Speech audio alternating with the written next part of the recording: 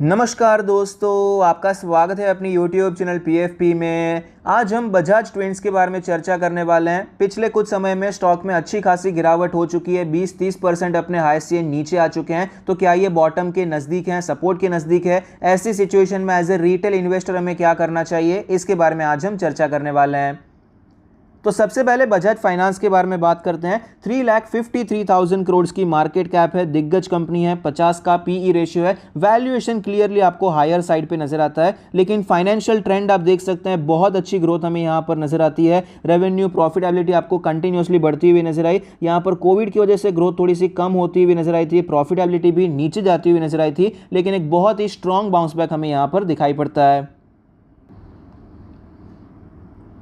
Stock के chart पर हमें क्लियरली पता चलता है कि 8,000 के लेवल पे दो बार रेजिस्टेंस लेने के बाद स्टॉक में हमें गिरावट देखने को मिली। 200 डेज का मूविंग एवरेज एक इंपॉर्टेंट सपोर्ट बना हुआ था, यहाँ पर कोशिश की लेकिन गिरावट देखने को मिली। एक स्ट्रॉन्ग बाउंस बैक आया, वापस हमें ये स्टॉक स्ट्रॉन्ग होता हुआ नजर आया था, लेकिन ये जो आपको ब्रेकआउट होता हुआ नजर आया, फेक आउट हो गया और स्टॉक में वापस आपको गिरावट कंटिन्यू रहती हुई नजर आई। और यहां से जो गिरावट देखने को मिली है, काफी ज्यादा भीषण गिरावट रही है। 7,000 के लेवल से सीधा आपको ये 5,500 के लेवल तक आता हुआ नजर आया और फिलहाल भी कोई बहुत बड़ी रिकवरी यहां पर देखने को नहीं मिली। 5,500 से 6,000 भी टच नहीं किया था, वापस आपको ये नीचे रिटर्न होता हुआ नजर आया है। मूविंग एवरेजेस के बारे में बात करें तो सारे मूविंग एवरेज के नीचे है। यहाँ पर आपको 50 डेज के मूविंग एवरेज ने भी क्रॉसओवर कर दिया है, डेथ क्रॉसओवर होता हुआ नजर आता है। डेली RSI 30 है, वीकनेस आपको नजर आती है। वीकली चार्ट के बारे में बात करें तो 200 वीक्स के भी मूविंग एवरेज के भी नीचे आपको ये ट्रेड करता हुआ नजर आया।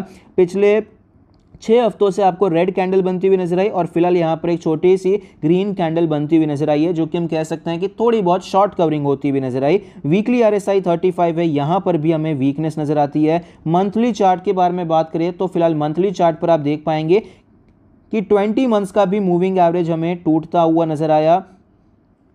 RSI के बारे में बात करें तो 60 के ऊपर ही RSI चल रहा था, एक साल से ज़्यादा चल रहा था, लेकिन फिलहाल हमें इसके नीचे आता हुआ नजर आया है। तो मोमेंटम, जो बुलिश मोमेंटम स्ट्रॉन्ग चल रहा था, वो हमें कम होता हुआ नजर आता है। एक और चीज़ यहाँ पर मैंने नोटिस की है, ये जो आपको बुलिश कैंडल नजर आई है, ये काफ़ी ज़्यादा अच्छी कैंडल थी, लेकिन इसके भी नीचे आपको ये ट्रेड करता हुआ नजर आया। जबकि निफ्टी 50 में भी जो सेम कैंडल बनी थी, अब भी उसके नीचे निफ्टी नहीं जा पाया है, अब भी उसके सपोर्ट के एकदम यहाँ पर ही ट्रेड कर रहा है। लेकिन बजाज फाइनेंस ने ऑलरेडी ये सपोर्ट तोड़ दिया है। आप निफ्टी का चार्ट खुद ट्रेड कर सकते हैं, चेक कर सकते हैं। लास्ट टाइम जो 15,600 के आसपास का सपोर्ट बना था, अभी तक वो नहीं टूटा है, लेकिन बजाज फाइनेंस में वो लेवल हमें टूटता हुआ नजर आता है। तो यहां पर एक्चुअली वीकनेस थोड़ी सी ज्यादा नजर आती है।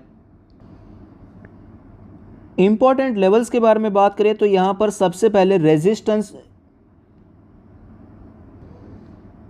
डिस्कस कर लेते हैं। 6,500 के आसपास का रेजिस्टेंस हमें दिखाई पड़ता है। मंथली चार्ट पर हमें ये कंफर्म होता हुआ नजर आता है, ये आपको रैली देखने को मिली। फिर ये 6,500 का लेवल काफ़ी ज़्यादा इंपॉर्टेंट था, कई महीनों तक यहाँ पर सपोर्ट लिया, नीचे गया था, फिर भी बाउंस देखने को मिला। तो यही लेवल जो सपोर्ट चल रहा था, अब ये लेवल टूट चुका है, तो सेम लेवल आपको एज ए रेजिस्टेंस देखने को मिलेगा। तो 6,500 का लेवल तो हमारे लिए रेजिस्टेंस बन चुका है। सपोर्ट के बारे में बात करें, एक जोन हमें यहाँ पर नजर आता है 5,000 से करके 5,500 का जो जोन है, ये एक सपोर्ट जोन की तरह में नजर आता है। पहले यहाँ पर अपना ऑल टाइम हाई था, फिर यहाँ पर तेजी देखने को मिली, कुछ महीने यहाँ पर इसने टाइम स्पेंड किया, उसके बाद आपको रैली देखने को मिली। तो ये जो जोन है, ये 5,000 से करके 5,500 का जोन है, जो कि हमें वीकली चार्ट पर भी कंफर्म होता हुआ नजर आता है। सपोर्ट्स भी और रेजिस्टेंस भी कंफर्म होता हुआ नजर आया। डेली चार्ट पर भी हमें ये क्लियरली कंफर्म होता हुआ नजर आता है। तो ऐसी सिचुएशन में एज ए रिटेल इन्वेस्टर हमें क्या करना चाहिए, इसके बारे में चर्चा करते हैं।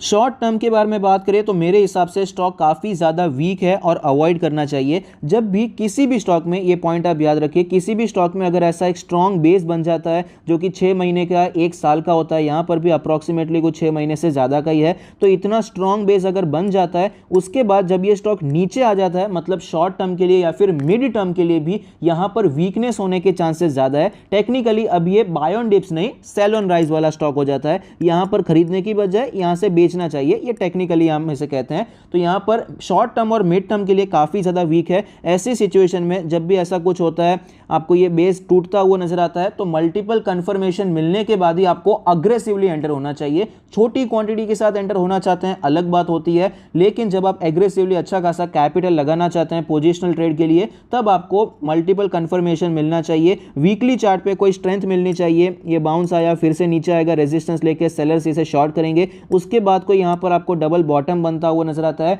ऐसी सिचुएशन में एंटर हो सकते हैं। फिलहाल के लिए तो वो ऐसा कुछ दिखाई नहीं पड़ता है, तो अभी अवॉइड करना चाहिए। अगर हम बात करें लॉन्ग टर्म के बारे में, तो एक्यूमुलेशन करने के बारे में सोचा जा सकता है। अच्छे लेवल पे मिल रहा है, एक अच्छा सपोर्ट जोन ओवरऑल नजर आता है। अभी फिलहाल ये 5,500 के आसपास ट्रेड कर रहा है, ये 5,000 तक भी आ सकता है, उसमें कोई बड़ी बात नहीं है। जैसे पहले इसने सपोर्ट भी तोड़ दिया था, थोड़ा और भी नीचे आ सकता है, लेकिन अगर आपका विजन लॉन्ग टर्म का है, अगर आप 5 साल 10 साल के लिए निवेश करना चाहते हैं, अच्छी कंपनी है, लार्ज कैप में आपको मिड कैप वाली ग्रोथ यहाँ पर शेयर प्राइस में दिखाई पड़ती है। ये 2,000 से करके आपको 8,000 तक जाता हुआ नजर आया, तो क्लियरली एक अच्छी कंपनी है, अच्छी ग्रोथ आपको नजर आती है, तो यहाँ पर आप निवेश कर सकते हैं। लेकिन विजन अभी फिलहाल लॉन्ग टर्म का होना जरूरी है, वरना यहाँ पर वेट कीजिए, टेक्निकल स्ट्रेंथ आती है, उसके बाद खरीदारी के बारे में आप सोच सकते हैं। दूसरा स्टॉक है बजाज फिनसर्व। अब इसके बारे में चर्चा करते हैं। 2 लाख करोड़ की मार्केट कैप है, 45 का पीई रेशियो है, तो वैल्यूएशन तो इसका भी थोड़ा बहुत आपको प्रीमियम ही नजर आता है। एक होल्डिंग कंपनी है, तो जिस प्रकार से इसकी दूसरी कंपनीज परफॉर्म करेंगी, उसी प्रकार से होल्डिंग कंपनी परफॉर्म करती है। मेन तो ये बजाज फाइनेंस ही है, जैसा बजाज फाइनेंस चलेगा उस हिसाब से ये चलता हुआ नजर आता है। लेकिन काफ़ी लोग यहाँ पर निवेश करना पसंद करते हैं, क्योंकि फ्यूचर में जब भी बजाज की जो दूसरी कंपनी जैसे कि जनरल इंश्योरेंस है, लाइफ इंश्योरेंस है, जब भी लिस्ट होगी तो वहाँ पर आपको कोटा मिल सकता है, और ओवरऑल एक डाइवर्सिफिकेशन थोड़ा बहुत यहाँ पर हो जाता है। फाइनेंशियल ट्रेंड के बारे में बात करें तो आप देख पाएंगे फाइनेंशियल ट्रेंड आपको काफ़ी ज़्यादा हेल्दी नजर आता है। रेवेन्यू प्रॉफिट आपको यहाँ पर कंटिन्यूसली बढ़ता हुआ नजर आता है।